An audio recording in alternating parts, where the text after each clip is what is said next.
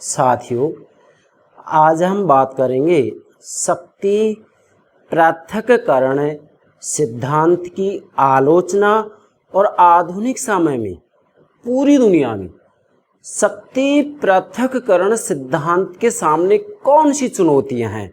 मतलब आज की वीडियो में हम दो बातों पर चर्चा करेंगे, शक्ति पृथक्करण सिद्धांत की आलोचना और आधुनिक चुनौतियां।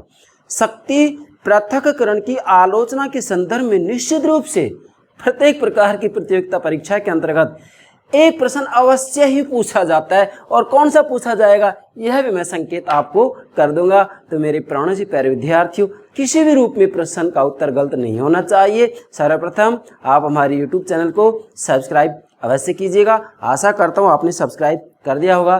Thank you very much, thank you very much. चलिए, शक्ति पृथक्करण सिद्धांत की आलोचना और आधुनिक चुनौतियां, दो बातें होंगी। इन दोनों के लिए मैंने अलग से दो पार्ट बना दिए हैं। इधर जो है हम शक्ति पृथक्करण सिद्धांत की आलोचना की बात करेंगे, और दूसरे पार्ट में हम आधुनिक जो चुनौतियां हैं, मतलब शक्ति पृथक्करण सिद्धांत के सामने क्या चुनौतियां हैं, उनका ऐसे किस प्रकार से सामना करना है, इन दोनों बातों पर चर्चा करेंगे। तो सर्वप्रथम आप ये देखिएगा कि शक्ति पृथक्करण कहते ही किसे हैं। मैंने अलग से वीडियो अपलोड कर दिया है, आप हमारे प्लेलिस्ट में देखिएगा। परंतु चूंकि यहाँ इन दोनों बातों को हम तभी समझ पाएंगे जबकि हम सबसे पहले ये समझ ही जाएं कि शक्ति पृथक्करण है क्या चीज़। तो इसलिए मैंने आपके लिए यहाँ डायग्राम बना दिया है। शक्ति नंबर 1, शक्ति 2, शक्ति 3, व्यवस्थापिका, कार्यपालिका, न्यायपालिका। फिर इसे मैंने संकेत किया है 1 2 3 4, 1 2 3 4, 1 2 3 4। इसका क्या मतलब है ये मैं बताऊंगा। तो सबसे पहले तो आप ध्यान दीजिएगा कि वास्तव में शक्ति पृथक्करण का सीधा सा अभिप्राय ये होता है कि राज्य की इच्छा की अभिव्यक्ति सरकार में होती है, और सरकार के द्वारा, चाहे वो कोई भी सरकार क्यों ना हो, उसके द्वारा 3 कार्य किए ही जाते हैं: कानून बनाना, कानून की क्रियान्वित करना और कानून का उल्लंघन करने वालों को दंड देना। तो वास्तविक रूप में जब ये तीनों ही कार्य 3 अलग अलग संस्थाओं के द्वारा किए जाएं, इस रूप में संविधान में व्यवस्था कर दी जाती है। तो इसका मतलब ये है कि वहाँ पर शक्ति पृथक्करण को अपनाया गया है, जैसा कि संयुक्त राज्य अमेरिका के संविधान की अनुच्छेद 1, 2 और 3 अर्थात अनुच्छेद 1, 2 और 3 में ही, संयुक्त राज्य अमेरिका के संविधान में केवल 7 अनुच्छेद है। 7 अनुच्छेदों में से प्रथम 3 अनुच्छेद में, अनुच्छेद 1, अनुच्छेद 2, अनुच्छेद 3 में व्यवस्थापिका, कार्यपालिका और न्यायपालिका की चर्चा की गई है। तो शक्ति पृथक्करण का सीधा सा अभिप्राय ये है कि वास्तविक रूप में इसके अंतर्गत तीनों ही शक्तियों की पृथक पृथक रूप में व्यवस्था कर दी जाती है। तीनों शक्ति का मतलब व्यवस्थापिका, कार्यपालिका और न्यायपालिका की पृथक पृथक रूप में व्यवस्था कर दी जाती है। कैसे की जाती है कि व्यवस्थापिका कानून बनाने के क्षेत्र में स्वतंत्र होगी, ध्यान दीजिएगा, स्वतंत्र होगी, सर्वोच्च होगी, इसी के साथ में इसके अलग कर्मचारी होंगे, और इसका जो संगठन है वह संगठन भी अलग होगा। इसी प्रकार से कार्यपालिका का संगठन अलग है, ये अपने क्षेत्र में स्वतंत्र है, इसी के साथ में ये अपने क्षेत्र के अंतर्गत संप्रभु है, पृथक भी है, और इसी के साथ में इसके कर्मचारी अलग होंगे। न्यायपालिका है, इसका अपना अलग संगठन होगा, इसी के साथ में अपने क्षेत्र में स्वतंत्र होगी, इसी के साथ में यह अपने क्षेत्र के अंतर्गत सर्वोच्च होगी, संप्रभु होगी, और इसी साथ में इसके अपने अलग कर्मचारी होंगे। कहने का मतलब यह है कि व्यवस्थापिका, कार्यपालिका और न्यायपालिका तीनों ही अपने अपने क्षेत्र में स्वतंत्र होंगी, तीनों का ही अपना अलग अलग संगठन होगा। ये तीनों ही कार्य, शक्ति और अवधि की दृष्टि से एक दूसरे के ऊपर निर्भर नहीं होंगी, बल्कि एक दूसरे से पृथक होंगी।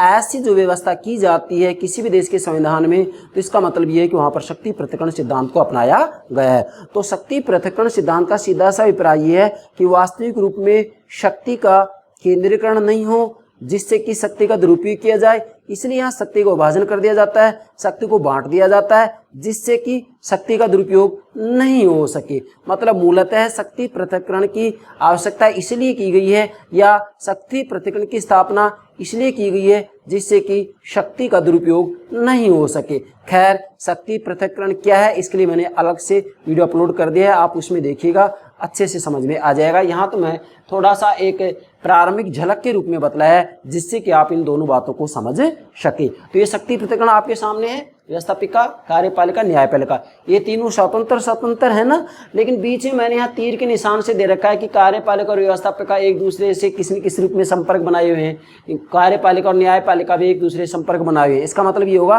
कि शुद्ध शक्ति पृथक्करण का सिद्धांत पूरी दुनिया में कहीं पर भी व्यवहार में नहीं अपनाया जा सकता। क्यों? क्योंकि वास्तव में व्यवस्थापिका और कार्यपालिका को किसी न किसी रूप में एक दूसरे का सहयोग करना होता है। इसी प्रकार से न्यायपालिका, कार्यपालिका और व्यवस्थापिका को भी किसी न किसी रूप में एक दूसरे का सहयोग करना होता है। वो कैसे किया जाता है मैं इन बिंदुओं के माध्यम से आपको समझाऊंगा। चलिए, पार्ट नंबर 1, शक्ति पृथक्करण सिद्धांत की आलोचना। मतलब शक्ति पृथक्करण सिद्धांत में क्या कमियां हैं, इसकी विद्वान के द्वारा क्या आलोचना की जाती है, इसके संदर्भ में एक प्रश्न प्रत्येक एग्जाम में पूछा ही जाता है। इसलिए मैंने यहाँ फर्स्ट में ही ये बातें लिख दी हैं जिनके ऊपर प्रश्न पूछा जाता है। क्या लिखा है मैंने यहाँ पर, ध्यान दीजिएगा। पूर्ण शक्ति पृथक्करण न तो संभव है और न व्यवहारिक। नोट कीजिएगा, बहुत महत्वपूर्ण बात है। पूर्ण शक्ति पृथक्करण न तो संभव है और न व्यवहारिक। यह अनुपयुक्त, अपर्याप्त, अवांछनीय और भ्रमपूर्ण है। अब आपसे एग्जाम में किसी भी रूप प्रश्न पूछा जा सकता है। अगली बात, एक विद्वान है हरमन फाइनर, ये क्या कह रहे हैं कि शक्ति पृथक्करण का सिद्धांत शासन को कभी प्रलाप की ओर, प्रलाप मतलब एक प्रकार से दुखी होना, रोना, शासन को कभी प्रलाप की ओर और कभी बेहोशी की ओर धकेलता है। मतलब फाइनर का कहना यह है कि शक्ति पृथक्करण का सिद्धांत सरकार को, मतलब शासन को कभी प्रलाप की ओर और कभी बेहोशी की ओर धकेलता है। किसने कही ये बात? फाइनर ने कही है। अब इसके बाद में मूल जो बात आएगी वो क्या आएगी कि पूर्ण शक्ति पृथक्करण निम्न कारणों से अव्यवहारिक और अवांछनीय है। आपसे एग्जाम पूछा जा सकता है शक्ति पृथक्करण का सिद्धांत निम्न में से है, एक विकल्प दे दिया अव्यवहारिक और अवांछनीय और 3 और दे देंगे, तो आपका आंसर क्या होगा? ये अव्यवहारिक और अवांछनीय। यस, पूर्ण रूप में शुद्ध शक्ति पृथक्करण संभव है ही नहीं। और आज तो पूरी दुनिया में दलीय व्यवस्था ने, पार्टी सिस्टम ने शक्ति पृथक्करण सिद्धांत को चौपट कर दिया है। यस, दल ने तो कंप्लीट रूप में व्यवस्थापिका, कार्यपालिका और न्यायपालिका के ऊपर कब्जा स्थापित कर लिया मेरे भाई। इसलिए ये क्या है? अव्यवहारिक और अवांछनीय है। तो इसी आधार पर हम इसकी आलोचना करेंगे। आलोचना नंबर 1, शासन सावयव एकता है। ध्यान दीजिएगा, शासन, सरकार, शासन सावयव एकता है। सावयव किसको कहते हैं? सावयव कहते हैं जीवित प्राणी को। किसको कहते हैं? जीवित प्राणी को। तो वास्तविक रूप में जब राज्य की तुलना, सरकार की तुलना जीवित शरीर से की जाती है तो इसे सावयव सिद्धांत कहते हैं। और यहाँ क्या आलोचना की जा रही है कि शासन सावयव एकता है। मतलब शक्ति पृथक्करण तो कहा जाता है कि सरकार के तीनों अंग अलग अलग होंगे, व्यवस्थापिका, कार्यपालिका और न्यायपालिका। तीनों के कर्मचारी अलग अलग होंगे, तीनों स्वतंत्र होंगी। इसी के साथ तीनों का संगठन भी अलग अलग होगा। तीनों ही अपने अपने क्षेत्र में सर्वोच्च होंगी। मतलब तीनों ही अपने अपने क्षेत्र में कार्य शक्ति अवधि की दृष्टि से पृथक पृथक होंगी। लेकिन आलोचकों का कहना है कि नहीं भाई, पृथक पृथक रूप में तो ये कार्य कर ही नहीं सकती हैं, क्योंकि आधुनिक समय में जो राज्य है, राज्य का स्वरूप बदल गया है। प्राचीन समय में राज्य पुलिस राज्य था और आज का राज्य पुलिस राज्य नहीं है, कल्याणकारी राज्य है। और कल्याणकारी राज्य है तो जन कल्याण से संबंधित कार्य किए जाएंगे, और जन कल्याण से संबंधित कार्य किए जाएंगे तो सरकार के तीनों अंगों को एक दूसरे का सहयोग करना पड़ेगा। ये तीनों यदि पृथक पृथक रहेंगे तो निश्चित रूप में हमें कह सकते हैं कि जनहित से संबंधित कार्य हो ही नहीं सकेंगे। क्यों? क्योंकि वास्तविक रूप में सरकार, शासन तो एक सावयव है। ये तीनों तो एक दूसरे का सहयोग करेंगे। बिना सहयोग किए तो राज्य व्यवस्था का संचालन हो ही नहीं सकता। इसलिए पूर्ण या शुद्ध पृथक्करण संभव है ही नहीं। क्यों नहीं है? क्योंकि शासन सावयव है। हमारा ये जीवित शरीर है, प्राणी है हम, है ना। आपके सामने मुझे बताइए, मेरे कान, हाथ हैं, मेरे पैर, मेरी आंखें हैं, ये मेरे शरीर से अलग कर दिए जाएंगे? और ये कह दें कि भाई हाथ है, इसको काट कर अलग कर दो, इसका अलग अस्तित्व है, बस इसका शरीर से कोई लेना देना नहीं है। तो मुझे बताइए, हाथ कार्य कर सकता है? हाथ का तो कोई अस्तित्व ही नहीं है, समाप्त हो जाएगा और शरीर व्यवस्था भी गड़बड़ा जाएगी। ये जो बॉडी सिस्टम है, शरीर व्यवस्था है, वो भी ठीक से कार्य नहीं कर पाएगी, क्योंकि सावयव है भाई। और इसमें सारे अंग एक दूसरे से जुड़े हुए हैं। तो इसी प्रकार से शासन भी एक सावयव है। उसमें सरकार के जो तीनों अंग है ना, वो एक दूसरे से जुड़े हुए हैं, एक दूसरे से अंतर संबंधित होंगे। ये एक दूसरे से अलग रह ही नहीं सकते, एक दूसरे से अलग रहते हुए कार्य कर ही नहीं सकते। यस, इसलिए आलोचकों का कहना है कि वास्तविक रूप में शासन सावयव एकता है, इसलिए इनका शुद्ध रूप में, पूर्ण रूप में पृथक्करण संभव है ही नहीं, जिस रूप में यहाँ हमने आपको दिखाया है। ठीक है।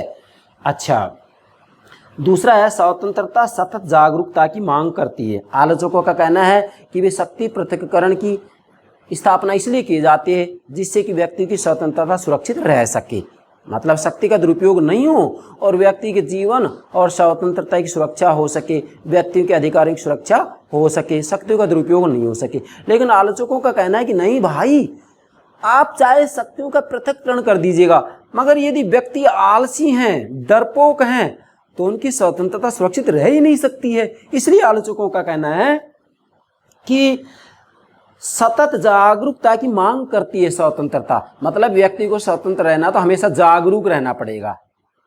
क्या कह रहा हूं मैं, व्यक्ति को यदि स्वतंत्रता चाहिए तो इसे जागरूक रहना पड़ेगा। केवल शक्तियों को बांटने से, विभाजित करने से शक्तियों के दुरुपयोग को नहीं रोका जा सकता है। हाँ, इस बात में सच्चाई है। अब इसके बारे में दो विद्वान हैं, क्या कह रहे हैं, एक तो वायरन है। वायरन कह रहे हैं कि सतत जागरूकता स्वतंत्रता की कीमत है। नोट कीजिएगा, किसने कहा है, वायरन ने कहा है सतत जागरूकता स्वतंत्रता की कीमत है। मतलब इनका कहना यह है कि भी जागरूक रहिएगा, केवल शक्ति को बांटने से व्यक्ति स्वतंत्र नहीं रह सकता है। आलोचकों का कहना ये। और एक कोटेशन और है, पेरिक्लीज कह रहे हैं साहस स्वतंत्रता का मूल मंत्र है। क्या, साहस स्वतंत्रता का मूल मंत्र है। इनका कहना भी ये कि भाई शक्ति को केवल जो है विभाजित कर देने से, पृथक कर देने से व्यक्ति स्वतंत्र नहीं रह सकता है, नहीं, बल्कि इसके अंतर्गत क्या है, साहस स्वतंत्रता का मूल मंत्र है। मतलब व्यक्ति को साहसी होना चाहिए, निडर होना चाहिए। यदि वो डरपोक है, आलसी हैं, तो भाई शक्तियों को विभाजित कर देने से, हैं, पृथक कर देने से व्यक्ति की स्वतंत्रता सुरक्षित नहीं रह सकती। इसमें भी सच्चाई है। आगे बढ़े, तीसरी आलोचना है शासनांगों की समानता का विचार भ्रामक है। शासनांगों मतलब सरकार के अंग, तीन है ना, शासनांगों की समानता का विचार भ्रामक है। आलोचकों का कहना है कि शक्ति पृथक्करण के सिद्धांत के अंतर्गत सरकार के तीनों ही अंगों को, व्यवस्थापिका, कार्यपालिका और न्यायपालिका को समान माना जाता है, जबकि सच्चाई है, आलोचक कह रहे हैं कि तीनों समान नहीं है भाई। सरकार के अंग वास्तव में कार्यपालिका और न्यायपालिका के बनिस्पत व्यवस्थापिका ज़्यादा शक्तिशाली क्यों है, क्योंकि इसमें जनता के प्रतिनिधि होते हैं, और जनता के प्रतिनिधि होते हैं इसलिए व्यवस्थापिका चुनावों में जनता से जो वादे किए हैं उन वादों को पूरा कर सके, इसके लिए ये कार्यपालिका और न्यायपालिका पर भी अपना प्रभाव स्थापित करना चाहती है, और प्रभाव स्थापित कर भी लेती है। किसके माध्यम से, दल के माध्यम से, क्योंकि जिस दल को बहुमत प्राप्त होता है उसकी तो सरकार बनती है।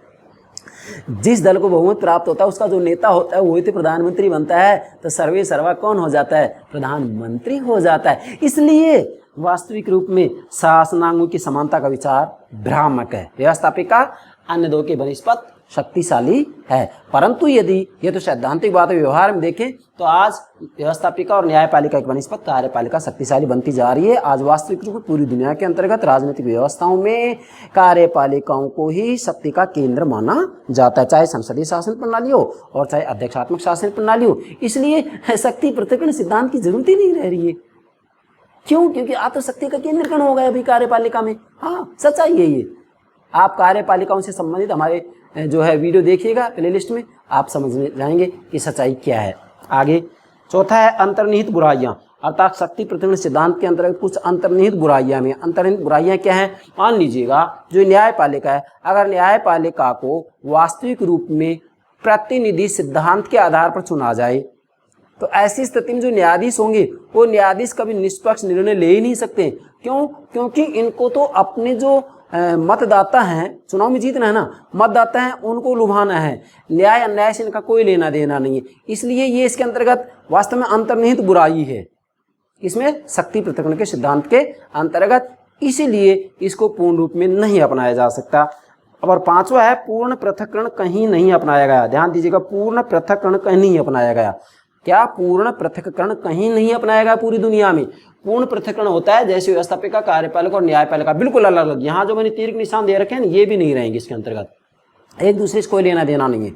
जबकि मैंने यहाँ जो तीर के निशान से ये दिखा रखा है इसका मतलब ये कि एक दूसरे से संबंधित होंगे, पूर्ण रूप में पृथक्करण नहीं हो सकता मेरे भाई। इसका मतलब ये है कि शक्ति पृथक्करण का सिद्धांत व्यवहार में पूरी दुनिया में शुद्ध रूप में कहीं नहीं अपनाया गया। क्यों, आप अमेरिका की बात कीजिएगा, संयुक्त राज्य अमेरिका में अध्यक्षात्मक शासन प्रणाली है कि नहीं। अच्छा, और अध्यक्षात्मक शासन प्रणाली का आधार क्या है, शक्ति पृथक्करण का सिद्धांत है। जैसा है कि संयुक्त राज्य अमेरिका के संविधान के अनुच्छेद 1, अनुच्छेद 2 और अनुच्छेद 3 में व्यवस्थापिका, कार्यपालिका और न्यायपालिका का ही उल्लेख किया गया है। अनुच्छेद आर्टिकल 1 में व्यवस्थापिका, 2 में कार्यपालिका और 3 में न्यायपालिका। आर्टिकल ठीक है, 1, 2, 3। अब उससे लग रहा है कि भाई वहाँ शक्ति पृथक्करण है ना, लेकिन भाई वास्तव में पूर्ण रूप में नहीं है। क्यों नहीं है? क्योंकि सरकार के तीनों अंग एक दूसरे से किसी न किसी रूप में संबंधित हैं और एक दूसरे की शक्ति को नियंत्रित करते हैं।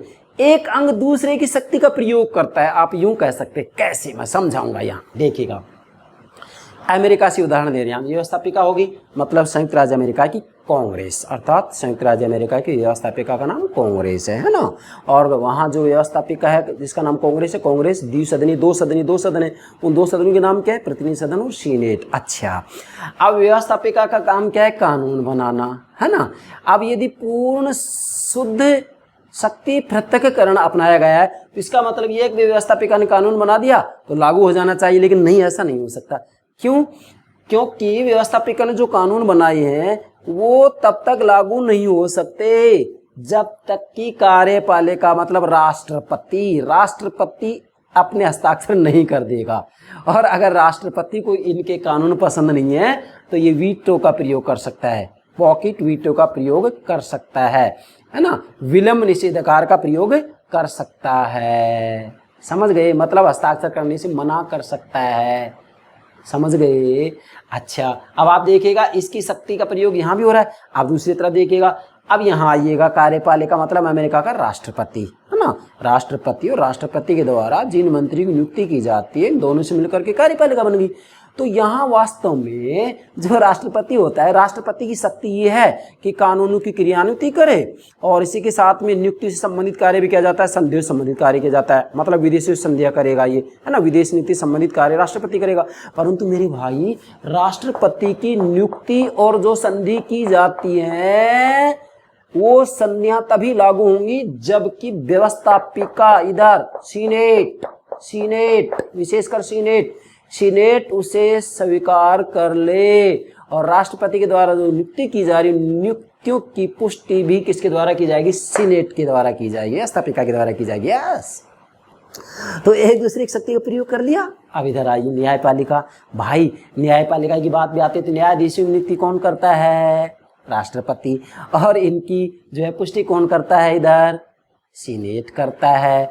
तो बताइए मुझे, इसकी शक्ति का प्रयोग दोनों कर रहे हैं। इसके साथ में जो न्यायाधीश होते हैं इनका वेतन भत्ते हैं, इसके बारे में कौन नियम बनाता है? व्यवस्थापिका बनाती है। तो इसका मतलब ये तीनों ही एक दूसरे की शक्ति का प्रयोग करते हुए दिखाई दे रहे हैं। तो दिखाई दे रहे हैं तो क्या पूर्ण शक्ति पृथक्करण है अमेरिका में? नहीं है ना। इसलिए पूर्ण शक्ति पृथक्करण दुनिया में कहीं पाया ही नहीं जाता है। अच्छा, अब संसदीय शासन प्रणाली देखिएगा आप, ब्रिटेन में और भारत में। क्या भारत में पूर्ण पृथक्करण है? अरे भाई नहीं है। हमारी कार्यपालिका तो व्यवस्थापिका में से निकलती है, तो वास्तविक रूप में कार्यपालिका और व्यवस्थापिका का तो विलय हो जाता है। तो जो कानून बनाने वाले हैं वही कानूनों की क्रियान्वित करते हैं। यस, संसदीय शासन प्रणाली में तो पृथक्करण लागू नहीं हो सकता है। ब्रिटेन में भी देखिएगा आप, यही हालात है। तो कहने का मतलब पूर्ण पृथक्करण ना तो संसदीय शासन प्रणाली में पाया जाता है और ना अध्यक्षात्मक शासन प्रणाली में पाया जाता है। इसी के साथ में हम कहेंगे कि वास्तविक रूप में साम्यवादी शासन प्रणालियों में भी यह नहीं पाया जाता है। जैसे भूतपूर्व सोवियत संघ का उदाहरण दें हम, तो वास्तविक रूप में साम्यवादी दल ही सर्वेसर्वा था। साम्यवादी दल ही व्यवस्थापक, वही कार्यपालक और वही न्यायपालक था। पृथक्करण था ही नहीं वहाँ। वर्तमान में चीन में देखिएगा, साम्यवादी दल ही सर्वेसर्वा है, कहाँ है पृथक्करण? तो वास्तविक रूप में आज पूरी दुनिया की बात करें हम तो आंतरिक परिस्थितियां और बाहरी परिस्थितियों ने शक्ति पृथक्करण के सिद्धांत को धूमिल कर दिया है। और हम ये कहेंगे कार्यपालिकाएं शक्तिशाली होती जा रही हैं। बस यहीं तक रखूंगा मैं, आगे नहीं बढ़ेंगे हम। समझ गए होंगे अब आप। इधर आइए, दूसरा पार्ट है शक्ति पृथक्करण सिद्धांत को आधुनिक चुनौतियां। ध्यान दीजिएगा, मतलब यहाँ जो शक्ति पृथक्करण सिद्धांत है इसको क्या चुनौतियां मिल रही हैं जिसका कि इस सिद्धांत को सामना करना पड़ रहा है। ध्यान दीजिएगा, पहली चुनौती इसके सामने आ रही है कि शासन का त्रिवर्गीय विभाजन अपूर्ण है। मतलब इसके सामने एक चुनौती है कि भाई जो शासन का त्रिवर्गीय विभाजन है वो अपूर्ण है। त्रिवर्गीय मतलब सरकार के 3 अंग माने जाते हैं और ये कहा जाता है कि तीनों अंगों को जो है पृथक पृथक शक्ति दे दी जाए, इनका विभाजन कर दिया जाए, पृथक्करण कर दिया जाए। मतलब इनकी जो है कार्य, शक्ति और अवधि एक दूसरे पर निर्भर नहीं हो, है ना। इनका संगठन अलग है, प्रत्येक का, तीनों का संगठन अलग है ना। इसके साथ वे अपने क्षेत्र में स्वतंत्र हैं, अपने क्षेत्र में सर्वोच्च हैं और इसके साथ में इनके कर्मचारी भी अलग अलग है। 4 बिंदु लिख रहे हैं मैंने, 1 2 3 4, ये चारों बातें हो गई यहाँ पर। इसका संगठन अलग है, ये अपने क्षेत्र में स्वतंत्र हैं, ये अपने क्षेत्र में सर्वोच्च हैं और इनके कर्मचारी अलग हैं। चारों की बात आ गई। तो यहाँ इसके सामने चुनौती, कुछ विद्वान कह रहे हैं नहीं भाई, शासन का 3 अंगों का जो विभाजन है कि सरकार के 3 अंग होते हैं, व्यवस्थापिका, कार्यपालिका और न्यायपालिका, ये अपूर्ण है, पूर्ण नहीं है।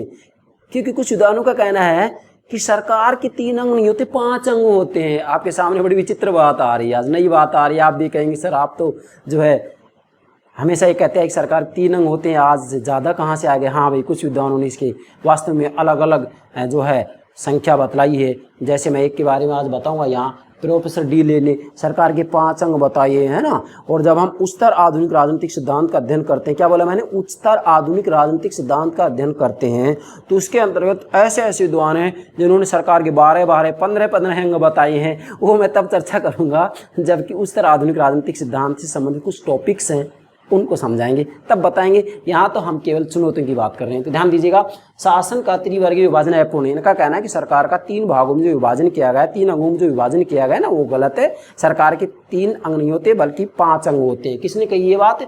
विशेषकर प्रोफेसर डी ले ने कहा है कि सरकार या शासन के 5 अंग होते हैं। कौन कौन से? एक है विचार विमर्शात्मक, ध्यान दीजिएगा, विचार विमर्शात्मक, दूसरा है विधायी, तीसरा कार्यपालक, चौथा प्रशासकीय और 5वां न्यायिक है। इनका कहना है कि भाई अगर पृथक्करण करना है तो फिर 5 अंगों में कीजिएगा, 3 में तो ये अपूर्ण होगा, अधूरा होगा। परंतु यदि सच्चाई देखी जाए तो अब आप देखिएगा, विचार विमर्शात्मक, विधायी तो एक ही हो जाता है, कार्यपालक और प्रशासकीय ये भी एक हो जाता है और न्यायिक 3 ही हो गए। कुल मिला के तो निष्कर्ष तो 3 ही आएंगे, सरकार के अंग तो 3 ही बनेंगे। लेकिन विद्वान अपने अपने जो है विचार देते हैं, तो इनका कहना है कि सरकार के 5 अंग होते हैं, इसलिए इनका 5 भागों में पृथक्करण किया जाना चाहिए। 3 अंगों में किया जा रहा है तो ये अधूरा है। ठीक है। दूसरा, शक्ति पृथक्करण के स्थान पर शक्ति संचयन की आवश्यकता है। अब दूसरी चुनौती यह आ रही है क्या, कि भाई वास्तव में अगर शासन में, राज्य व्यवस्था में कार्यकुशलता चाहिए, जो उद्देश्य निश्चित किए हैं शासन ने, सरकार ने, है ना, राज्य व्यवस्था ने, पॉलिटिकल सिस्टम ने, उन उद्देश्यों की प्राप्ति तभी की जा सकती है, उसमें कार्य कुशलता तभी हो सकती है जबकि शक्ति का पृथक्करण नहीं हो बल्कि शक्ति का संचयन हो। शक्ति को एक जगह इकट्ठा किया जाए, एकत्रित किया जाए, शक्ति को केंद्रित किया जाए और शक्ति को केंद्रित किया जाए, उसके बाद में अपने उद्देश्य की प्राप्ति की जाए। जैसा कि होब्स ने कहा है, किसने कहा है? होब्स ने कहा है, मैकियावेली ने कहा है, बेंथम ने कहा है, जेरेमी बेंथम ने, जो कि उपयुक्तवाद की जनक हैं। किसने कहा है? हॉब्स ने कहा है, मैकियावेली ने कहा है, जेरेमी बेंथम ने कहा है। ये चुनौती है इसके सामने कि भाई शक्ति का पृथक्करण क्यों करो, आपको कार्यकुशलता चाहिए, लक्ष्यों की प्राप्ति चाहिए, तो जो है शक्ति को एकत्रित कीजिएगा, संचयन कीजिएगा, उसका केंद्रीकरण कीजिएगा। विकेंद्रीकरण क्यों करते हो, बांटते क्यों हो? और उच्च स्तर पर केंद्रीकरण होना ही चाहिए। हाँ, आधुनिक समय परिस्थितियां वैसी बन गई, इसलिए तो कार्यपालिका शक्तिशाली होती जा रही है, शक्ति का केंद्रीकरण होता जा रहा है, प्रधानमंत्री में शक्ति का केंद्रीकरण होता जा रहा है, इसलिए संसदीय शासन प्रणाली को प्रधानमंत्री शासन प्रणाली कहा जाता है। यस है, हमारे सामने व्यवहार में देख सकते हैं। अच्छा, तीसरा क्या है? प्रशासकीय शक्तियों में वृद्धि। आप ध्यान दीजिएगा, प्रशासकीय शक्तियों में वृद्धि, ये चुनौती है इसके सामने, शक्ति पृथक्करण सिद्धांत के सामने। क्या आधुनिक समय में हम देखते हैं भाई कि राज्य का स्वरूप बदल गया है। देखो, प्राचीन समय का जो राज्य था वो पुलिस राज्य था, डंडे वाला राज्य था। इसका मतलब प्राचीन समय का राज्य व्यक्ति के जीवन और संपत्ति की रक्षा करता था, बस जन कल्याण से उसका कोई लेना देना नहीं था। लेकिन आधुनिक समय में राज्य का स्वरूप बदल गया है। आज का राज्य पुलिस राज्य नहीं है बल्कि जन कल्याणकारी राज्य है, लोक कल्याणकारी राज्य। अब लोक कल्याणकारी राज्य है तो मुझे बताइए, कार्यों की संख्या घटेगी या बढ़ेगी? कार्यों की संख्या बढ़ेगी। कार्यों की संख्या बढ़ेगी तो फिर यहाँ पर जो प्रशासन है, एडमिनिस्ट्रेशन, जो प्रशासन है, उस प्रशासन की शक्ति घटेगी बढ़ेगी, कार्य घटेंगे बढ़ेंगे। व्यवस्थापिकाएं तो वाद विवाद में उलझ जाती हैं, और जो मंत्रिमंडल होता है वो तो अपने विभाग का केवल जो है नेतृत्व करता है, और वास्तविक रूप में कार्य कौन करते? प्रशासनिक अधिकारी करते। तो इसलिए वास्तविक रूप में प्रशासन की शक्तियां बढ़ जाती हैं, और इसी कारण आज प्रशासन अर्ध व्यवस्थापिकाई, अर्ध कार्यपालक और अर्ध न्यायिक, ये तीनों कार्य करती है। कौन? प्रशासन। वह कानून बनाने संबंधी कार्य करता है, कानून की क्रियान्वित तो करनी ही करनी है, और इसी के साथ में न्याय से संबंधित कार्य भी करने लग गया है। तो इन तीनों का कहीं ना कहीं समन्वय हो रहा है। ऐसी स्थिति में भाई कहाँ शक्ति पृथक्करण हो सकता है? इसीलिए इसके सामने चुनौती बन गई आज कि आज तो प्रशासन की शक्ति में वृद्धि होती जा रही है। प्रशासन तीनों कार्य कर रहा है, हाँ? और वैसे भी यदि देखा जाए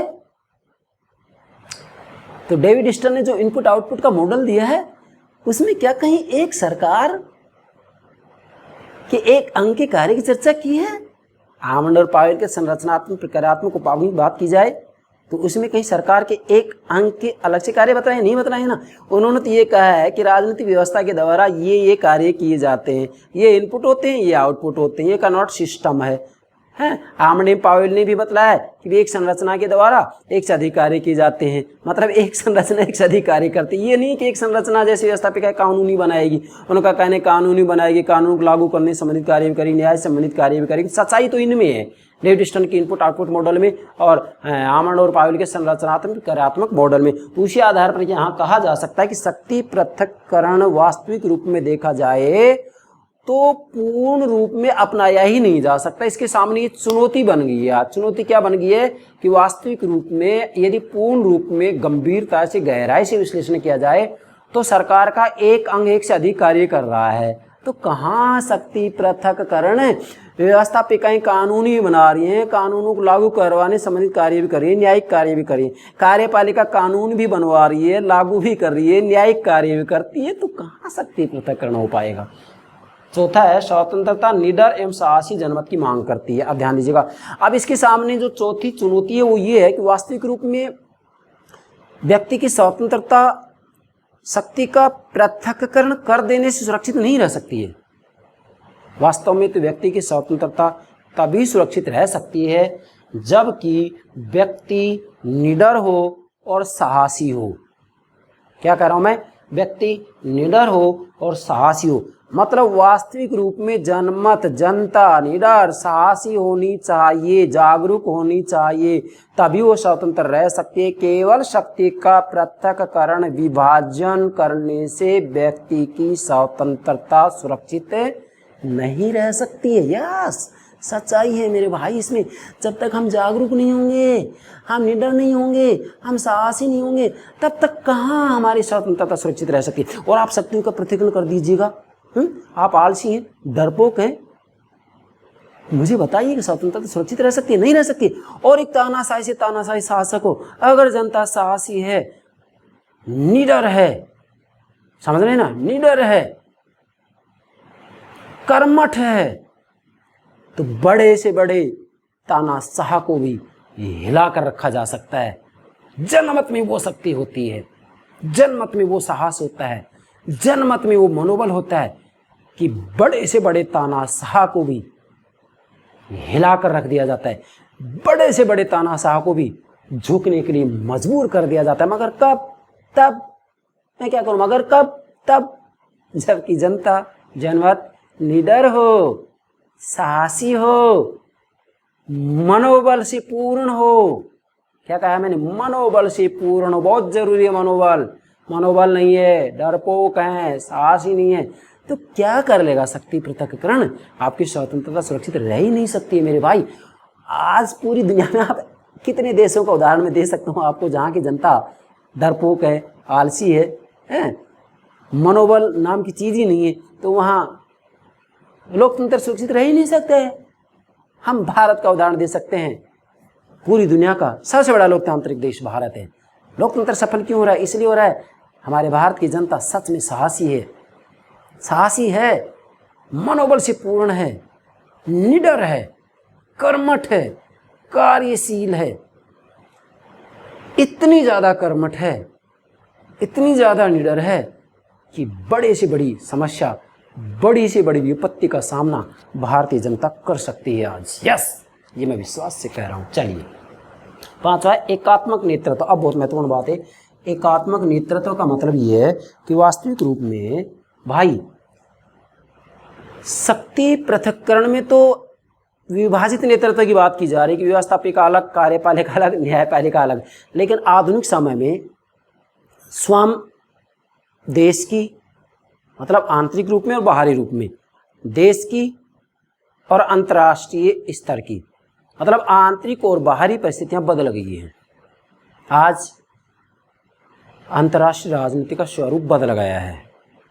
आज का युग आतंक का युग है। आज पूरी मानव जाति बारूद के ढेर पर बैठी हुई है। आज का युग संकट का युग है। आज का युग चिंता का युग है। हम ऐसे युग में जीवन जी रहे हैं जिसमें मानवीय गलती से भी बहुत बड़ा विनाश हो सकता है। युद्ध की जरूरत भी नहीं है, मानवीय गलती से भी बहुत बड़ा विनाश हो सकता है। ऐसी स्थिति में विभाजित नेतृत्व काम नहीं दे सकता, एकात्मक नेतृत्व चाहिए। एकात्मक नेतृत्व का मतलब यह है कि व्यवस्थापिका, कार्यपालिका और न्यायपालिका का नेतृत्व विभाजित नहीं हो, बल्कि सच्चाई है कि नेतृत्व एक हो। आज आप देख भी सकते हैं, आंतरिक और बाहरी परिस्थितियां बदलने के परिणाम स्वरूप पूरी दुनिया में कार्यपालिकाएं शक्तिशाली होती जा रही है और कार्यपालिकाएं ही पूरे देश का नेतृत्व करती है। संसदीय शासन प्रणाली में कार्यपालिकाएं नेतृत्व कर रही हैं और उसमें विशेषकर नेतृत्व करने वाला कौन होता है? संसदीय शासन प्रणाली की बात कर रहा हूँ, प्रधानमंत्री। प्रधानमंत्री में शक्ति का केंद्रीकरण हो गया कि नहीं हो गया? हो गया। वो ही एकात्मक नेतृत्व है। तो कहाँ शक्ति पृथक्करण बचा? अध्यक्षात्मक शासन प्रणाली में भी देखिएगा आप, संयुक्त राज्य अमेरिका में व्यवस्थापिका, कार्यपालिका, न्यायपालिका पृथक पृथक है ना, संविधान में भी उल्लेख किया गया है, परंतु वहाँ पर भी कार्यपालिका सर्वेसर्वा बन गई है। और कार्यपालिका में सर्वेसर्वा कौन बन गया है? क्योंकि वहाँ कार्यपालिका का एक ही अध्यक्ष होता है, राष्ट्रपति है। संसदीय शासन प्रणाली 2 अध्यक्ष होते हैं, नाम मात्र के और वास्तविक। नाम मात्र का हमारे भारत में राष्ट्रपति है, वास्तविक प्रधानमंत्री है। तो प्रधानमंत्री द्वारा शक्ति का प्रयोग किया जाता है व्यवहार में। तो और अध्यक्षात्मक शासन प्रणाली की बात की जाए तो वहाँ पर भी जो है राष्ट्रपति सर्वेसर्वा बन गया, मतलब वास्तविक रूप में वहाँ पर भी राष्ट्रपति के द्वारा ही नेतृत्व किया जाता है सरकार के तीनों अंगों का, व्यवस्थापिका, कार्यपालिका और न्यायपालिका का। यस, इसी को कहते हैं एकात्मक नेतृत्व। और इसकी जरूरत भी है। आज आंतरिक और बाहरी परिस्थितियां बदल गई हैं, अंतर्राष्ट्रीय राजनीतिक स्वरूप बदल गया है। आज युद्ध जैसी स्थिति हमेशा बनी रहती है।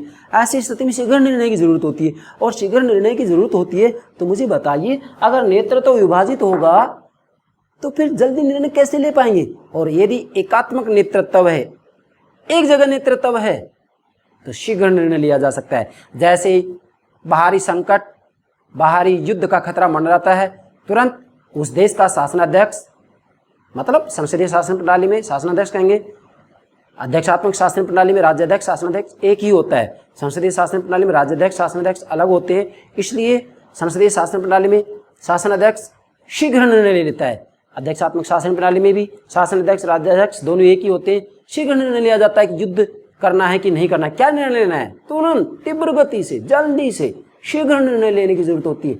इसलिए एकात्मक नेतृत्व की जरूरत होती है। और आज पूरी दुनिया में एकात्मक नेतृत्व ही पनपता जा रहा है, तो कहाँ शक्ति पृथक्करण? बताइए, चुनौती है कि नहीं है? आगे बढ़े। दलीय व्यवस्था, पार्टी सिस्टम।